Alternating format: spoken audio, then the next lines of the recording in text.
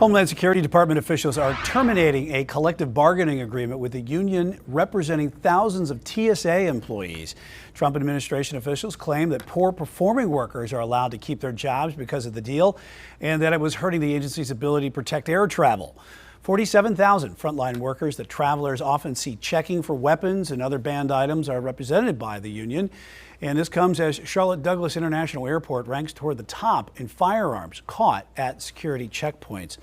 Talk about it further, Chief Legal Analyst Khalif Rhodes. And can Homeland Security even do something like this? Is it even legal? Brian, I think the quick answer is no. I think this is going to have a number of legal challenges. But let me start here. I'm a former union employee, former union organizer. And so the rhetoric, the language from the Trump administration with that comment, specifically the statement of saying that this encourages people to not work, is normally what you would get from labor, from the bosses when they're attempting to stop people from collective bargaining.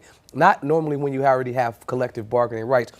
But it really takes us to where we are as a country. Let's go back. 1935, Congress authorized and passed the National Labor Relations Act, right? National Labor Relations Act. I've went in front of the National Labor Relations Board. They are governed under the National Labor Relations Act. And it says, making clear that it is the policy of the United States to encourage collective bargaining by protecting workers' freedom of association. That's 1935. Wow, how far we've come from that moment when our Congress was saying it was important for our federal employees, specifically our workers, to be protected by having the ability to come together and work together. Yeah, and that is a part of the whole agreement here, going dating back years. That's precedent, but the union claims that this is retaliation. But can they actually prove that? Well, that's typically what you want to do, and typically you go in front of the National Labor Relations Board to prove that it was retaliatory.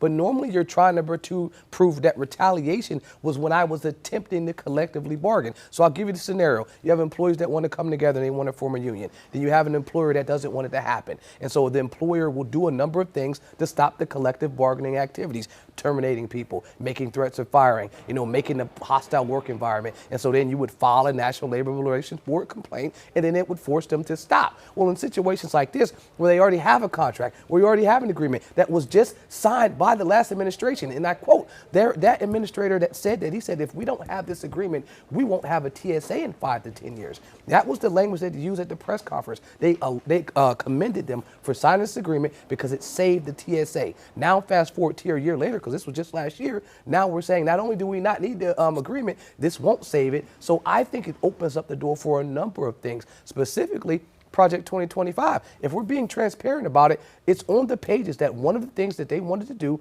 was to privatize the TSA. So what do? You get rid of the collective bargaining agreement. So now that opens the door for that to happen. In terms of retaliation, you're looking at that company, that union, they not just represent these TSA 47,000 employees, they represent 800,000+ employees. So what they're saying is this is a retaliation for all of the other things that we've been doing. Yeah, some union busting going on here that's destined for the courts as well. 100%. Another situation like this happening with the administration. All right, Chief Legal Analyst Khalif Rhodes, thanks.